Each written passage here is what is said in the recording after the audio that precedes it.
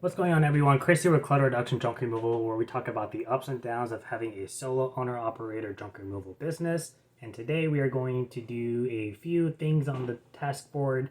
One of them is going to be giving an estimate for the gentleman that we did junk removal for last week for the realtor, where we took out a large entertainment center. And then the second thing is we're going to be doing a side job where we're going to be relocating items from one stores to another. It's pretty close together. I'm just going to be using my pickup truck, and that's just to breathe in some side revenue. And then afterwards, I want to give a quick tip regarding estimates if you are going to be giving a price over the phone or through an online inquiry without seeing the items. So maybe someone doesn't send you pictures or they don't do like a video walkthrough or something. You're just kind of going off of their description. Just a quick tip to kind of help save yourself from losing money on these estimates.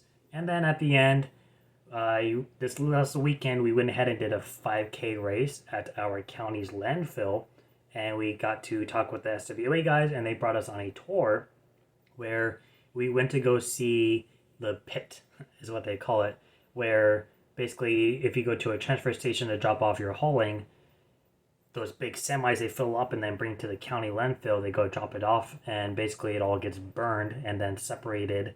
And the pit they had there was just absolutely massive. Like, it got me kind of excited to look at it. I was like, wow, that's a lot of trash. I don't know. I think it's cool, the whole process that they do, because trash accumulation is such a huge thing in the world, in the US especially, that it's crazy to think about. And then it's hard to picture like a scale. Like, think about like how much money Jeff Bezos makes every day. Like, it's like you can't even fathom it. So I feel like it's kind of hard to kind of fathom, how much junk we accumulate and then how it gets properly disposed of every single day. It's ridiculous. So I'm going to go ahead and just throw up a compilation of videos. They're going to be some random. Some of them might just be, walking around showing you the surroundings. Some of them are going to be the actual pit and the process. Some of them, the guide is talking to us. So it's going to be a little bit more of like listening to him in the background. And some of them are just going to be pictures of us from the event. So if you guys want to stick around for that, great. If not, no hard feelings. I just thought it was really cool. So I wanted to share that for anyone who's kind of curious about it.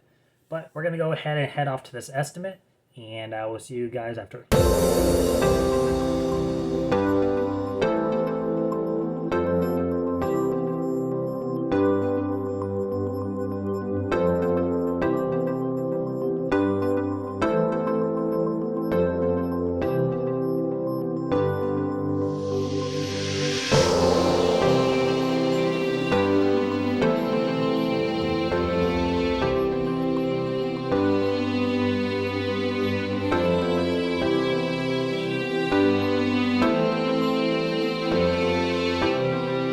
Alright guys, so we just got home from doing that estimate and the side job. The estimate was not as big as I thought it was going to be. Ended up quoting him for 5/8 of a load, but he was happy with it, and we're going to take care of it in the morning. So work is work, money is money's.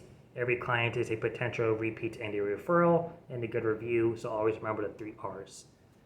The side job took about an hour and a half. I was literally just bringing boxes from one storage to another storage, super close together, so not a bad job at all. And we got a call to do another side job on Thursday. So a little bit of future stuff lined up. The tip I wanted to get into is regarding estimates and giving them when you don't have a visualization available. So visualization could be an in-person estimate, it could be pictures, it could be a video walkthrough, whatever the case. When you don't have those to rely on, how do you give an estimate when somebody sends you a list of stuff? Right? It's kind of hard to gauge the size of the item, especially if they're not super descriptive or they give dimensions. So what I like to do is I will think of the average piece of furniture for each item. So think about all the times you've did junk removal. How many different couches have you taken out? How many really heavy ones, really light ones, or just your typical couch? That typical couch should be your standard piece. Same things that apply to your TV stands, your bookcases, your desks, your tables, sofa chairs, dining room table chairs, credenzas, bookcases, whatever it is, right? Think of all the times you've moved these pieces. Think of your really big, nasty ones that suck to move, and then think of your ones that were pretty smooth and easy, and it's just a piece of cake, and you're like, that was a good job. I wish I had more of those. you want to find the middle point and then create that as your standard and just try to remember what it looks like in your head and like how heavy it was. So when the customer says, I have piece A, B, C, D, I'm thinking in my head, okay, that's going to be about a quarter of a truck. That's going to be about $250. But I'm not going to tell the customer $250. I'm going to tell them, it sounds like it'd be a quarter of a truck. I'm going to say about $250 to $300 depending on the actual size and weight of the items. Without any kind of confirmation, I have no idea what I'm walking into. When a customer says, yeah, I have a computer desk. Okay, is that like a little dinky IKEA computer desk? Or is that going to be a secretary desk? That's like a 250-pound difference and a lot bigger size. So if they can't provide you details to better explain things, I'm going to give myself a range to protect myself for longer duration in case it's a bulkier item. Maybe it's harder to get through a tight door space. Maybe I need to spend an extra 10-15 minutes doing it. Or if it's a heavier item than normal, I'm obviously going to get charged extra when I go to dispose of it at the dump if you're not donating it. So I'm going to want to have that extra wiggle room to cover those additional costs. So what I find helpful is, and this is a little bit cheating because I was a mover and I've probably moved over, 2,000 people. So I've moved a lot of couches. But I'll try to think of, like of all the times I've moved a piece of furniture, which one really sucked? You normally remember the jobs that really suck. Which one really sucked? Which one was super easy? Find your middle mark. That's your standard piece of furniture. And then when customers explain stuff to you, try to ask as many questions as you can. If they say, yeah, I have a 3-seater couch. I have a love seat. Okay. Is it a normal 3-seater? Is it a normal love seat? Is it a recliner? Is it a sofa sleeper? Because these are all going to affect your overall weight, size, and complexity of getting them out of your house. You live in an apartment. Cool. What floor are you on? How many flights of stairs do you have? Do you have an elevator? If you don't have even if they have an elevator, try to find out what floor they're on because there's a chance that piece may not fit in the elevator and you might have to take the stairs. So always be prepared. But I'll factor that kind of stuff into the range as well. If someone says, yeah, we're on the 3rd floor, we have an elevator, but it's not super big, perfect. Thank you for that information. Right now, I'm going to add an additional $20 to your range. You're not going to know about it, but it's going to be there because now if I have to take it downstairs, that's going to take me an additional 10-15 minutes. That $20 extra is going to go towards that time. So always try to get as much details as you can if they can't provide pictures, and then find a range. So whether your range is $100 difference, a $50 difference, maybe just go to like your next tier up. If you're, let's say you do like 1/8 increment like I do, the price point between a quarter truck and 3/8 of a truck is like $40-50. It's not a big difference. If you do a quarter load or quarter increments, then your price from a quarter to a half may be like $150. So you can either do a range where you just move up in price overall, or you can just move to the next tier. It's up to you. You're going to have to kind of figure out what works for you. But that's what I found to be helpful is think of your standard piece and then give a range a little bit higher for that wiggle room.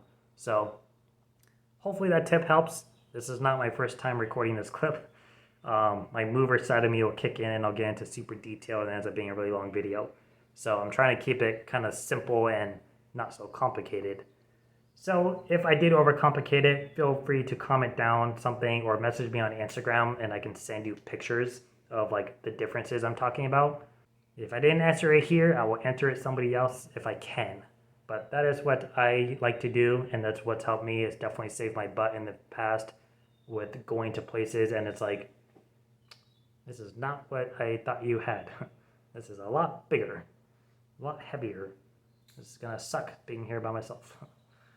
But obviously if you're not by yourself, then it's gonna be a lot easier. So that's it for me. Hopefully that tip helped.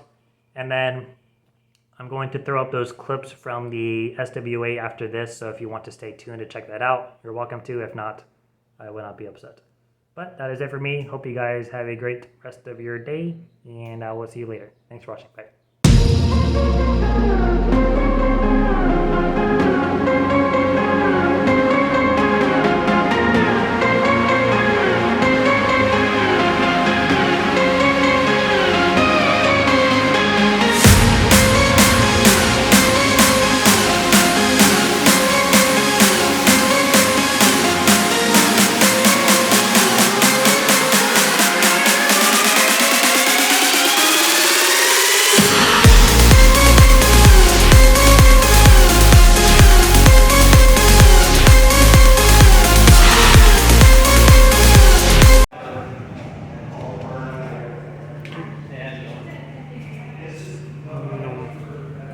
But here, okay, this is all your garbage and some of your vegetation and that kind of stuff. It all goes into our big semi-trailer trucks that you see on the road, okay? And then it's brought here, okay? And then these trucks, the back of the truck or inside the truck, garbage in here now. And then what they use is they use these claws, and they're operating the claws in there. They use these claws to pick up the garbage, and they take it all the way to the top, where it goes into a burn system. Okay, it goes on conveyor belts, and it all gets burned. Okay, the only thing that comes out is ash, and that is the only thing that goes onto the landfill, is the ash. Some of the metals and different things like that, come out on the backside with the ash.